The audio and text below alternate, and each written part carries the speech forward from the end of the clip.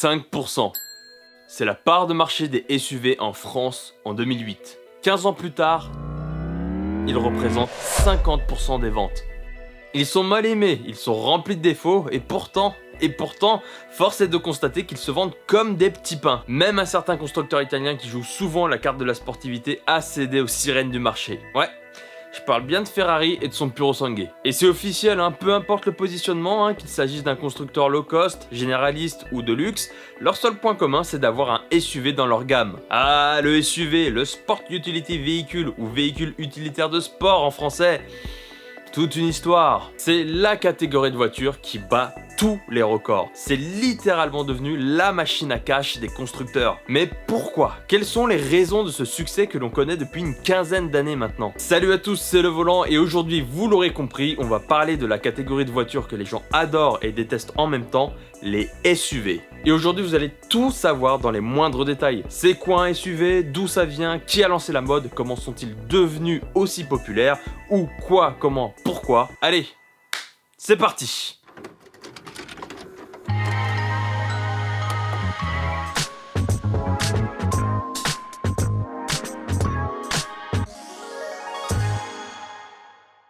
Ceux qui regardent mes vidéos savent que j'aime bien remonter le temps, revenir à la case départ, voir comment tout ça a commencé, quel était le contexte, quel était l'environnement, etc. Alors qui a créé le Chétan? Enfin, d'où viennent les SUV?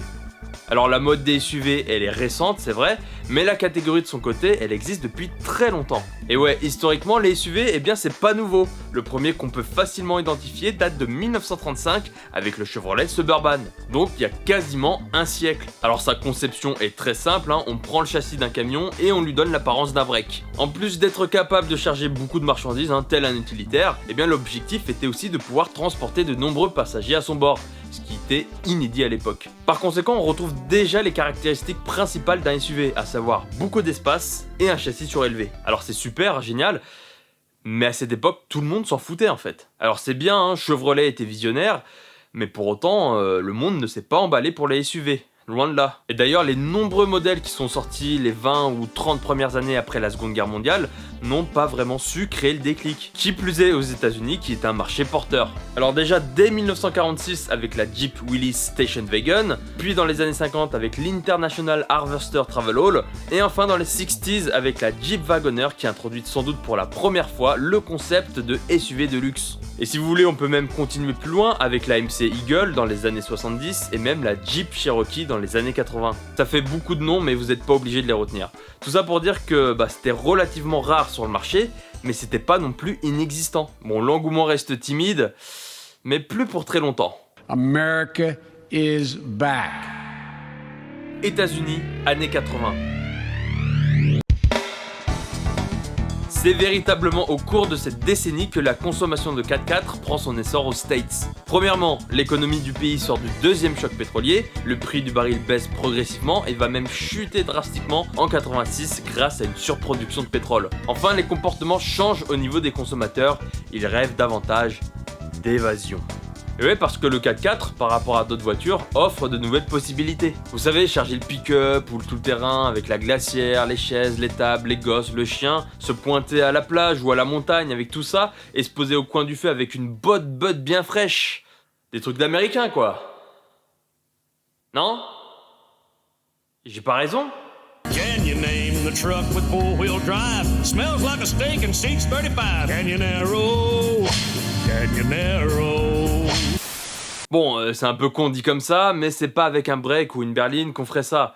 Ou alors difficilement. Bon ok, les 4x4 commencent à décoller, mais le truc c'est qu'à la même période, les Américains découvrent un tout nouveau concept de véhicule, le monospace. Sporty car, station wagon, and van. Dodge Caravan is a transportation revolution.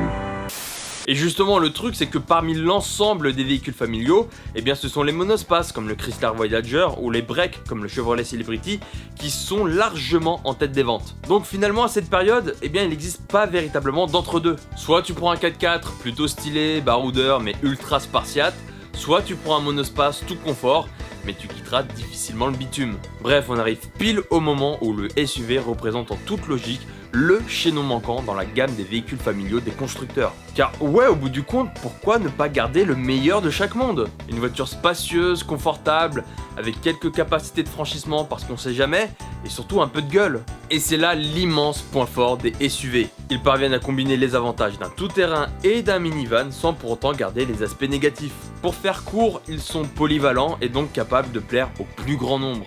Et les premiers à vraiment comprendre ça, c'est Jeep. Et si la Jeep Cherokee a vraisemblablement allumé la mèche, c'est le Ford Explorer qui fait exploser les ventes de ce segment dans les années 90.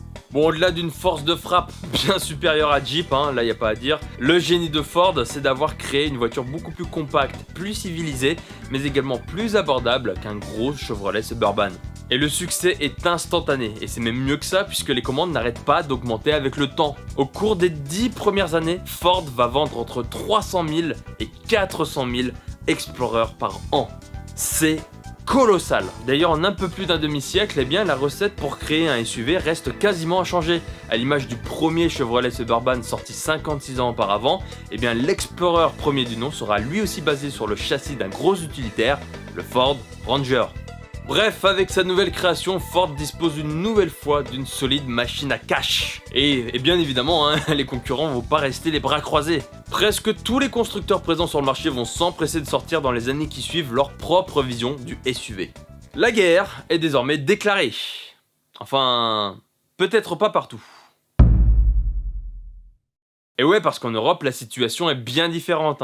Nous convaincre de les acheter s'avère bien plus ardu. Alors c'est vrai, dans les années 90, il existait déjà des grosses références sur le marché, comme par exemple le best-seller de l'époque, le RAV4. Mais en dehors de Toyota, c'était surtout les constructeurs premium qui en proposaient. D'ailleurs, petit aparté, je vais sûrement vous surprendre, mais les précurseurs, les visionnaires du SUV en Europe, je crois bien que c'est les Français. 1950 déjà avec la Renault Colorale, une caisse plutôt rare mais avant tout oubliée, et surtout la fameuse Matra Rancho commercialisée dès 77 et qui préfigure en quelque sorte la catégorie. La garde au sol permet quelques fantaisies impensables avec une berline ordinaire. Alors, tout-chemin, tout-terrain ou break amélioré. C'est une voiture d'utilisation classique, ordinaire, donnant les mêmes satisfactions qu'une voiture de grande série, mais d'autre part, on a voulu accroître ses possibilités, en faire une tout-chemin possible, c'est-à-dire une voiture qui peut s'évader des réseaux classiques de circulation. Le terme de tout-terrain ne s'y applique pas, il faut le dire. Bon, c'est bien joli tout ça, on avait déjà des SUV en Europe dans les années 90, mais c'était pas non plus la folie au niveau des ventes. Et ouais, ça n'intéressait pas grand monde. Entre 99 et 2005, les ventes sont marginales. En France, ils représentent alors moins de 5% de part de marché. Bon, à vrai dire, les SUV rencontrent deux problèmes majeurs à cette période-là. Premièrement, l'image qu'ils renvoient. Alors, outre-Atlantique, les gènes tout-terrain des SUV sont largement appréciés. Mais en Europe, c'est tout le contraire, on n'a pas cette culture du 4x4. Et c'est même pire que ça puisqu'ils ont une image plutôt négative. Regardez les SUV de l'époque, pare-choc saillant, roue de secours apparente, pare-buffle, phare additionnel. Enfin, je veux dire, tous les codes et les repères stylistiques suggèrent à eux seuls une utilisation beaucoup trop éloignée de nos habitudes. Non, le design fonctionne pas. Deuxièmement, en Europe et d'autant plus en France, le segment qui marche, c'est les monospaces. Et là, il y en a pour tous les goûts. Minivan, MPV, Minispace, Ludospace, à 5 ou 7 places.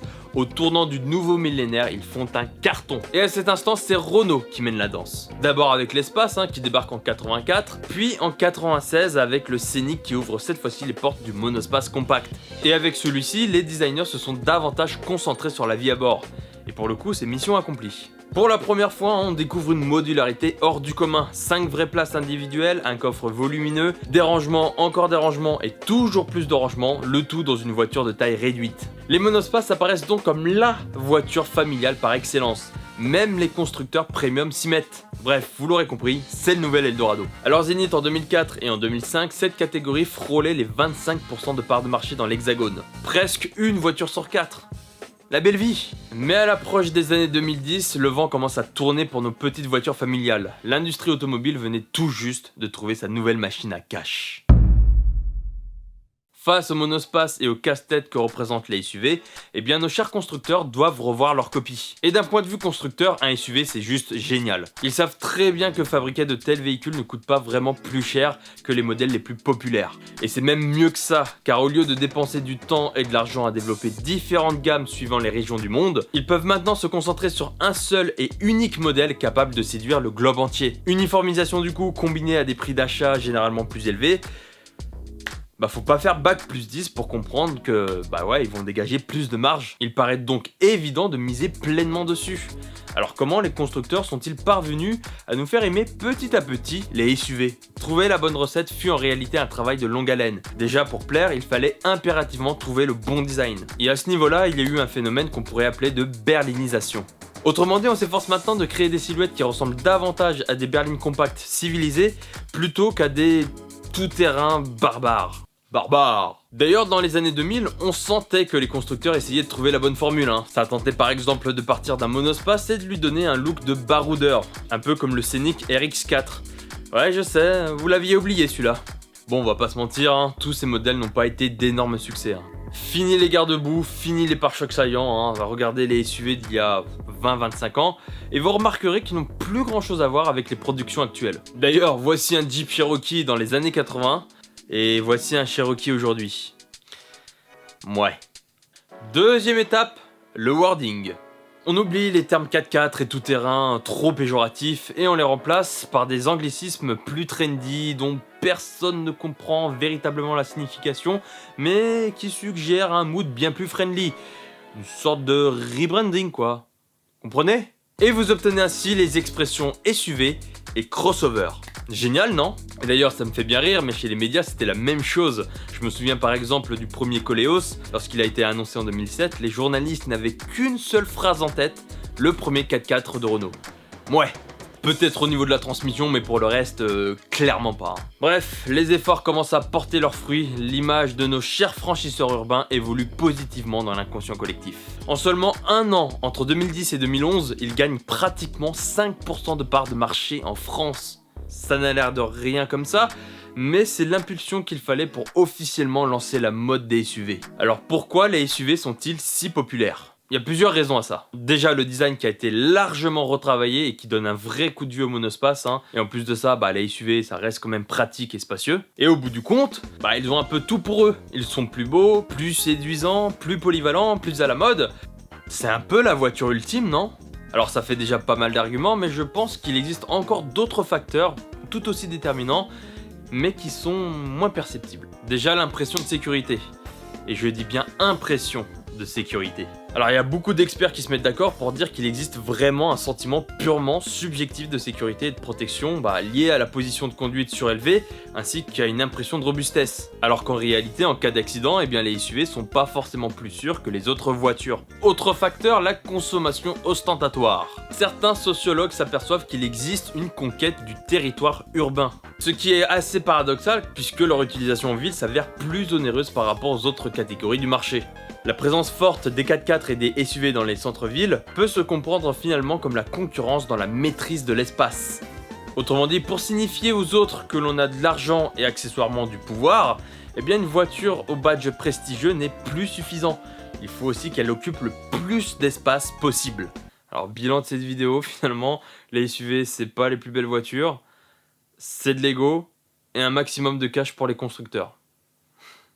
Alors justement, c'est quoi l'avenir des SUV ? Alors c'est sûr aujourd'hui, avec le recul qu'on a, on peut se dire que les SUV, c'était l'évolution évidente des voitures en fait. Et au début de leur ascension, tout le monde les voyait surplanter naturellement les monospaces.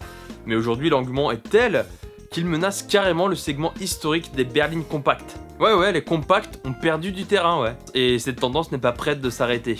Et ouais, il y a carrément une nouvelle mode dans la mode avec les SUV coupés.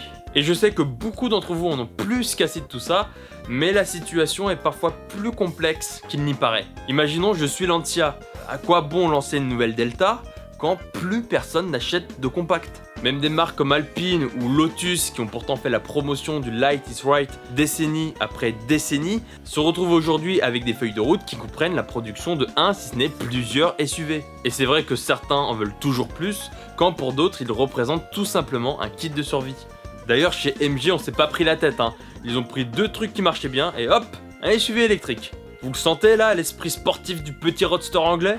Et personnellement j'adorais cette période fin 90, début 2000 où les constructeurs, même les généralistes, proposaient des coupés dans tous les sens. Pour le coup on avait vraiment une diversité de véhicules, de philosophies, de formes différentes. Aujourd'hui c'est clairement pas le même délire, hein. Et ça me fait un peu mal de le dire, mais la fin des SUV et autres crossovers, c'est pas pour tout de suite. Fin de vidéo, j'espère que vous l'avez apprécié et que vous en avez appris un peu plus sur les SUV. Si c'est le cas, n'hésitez pas à me le dire dans les commentaires. Bien évidemment, le pouce bleu, l'abonnement et la cloche si c'est pas déjà fait.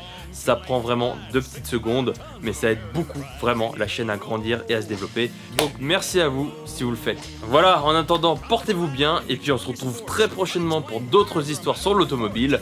Allez, ciao!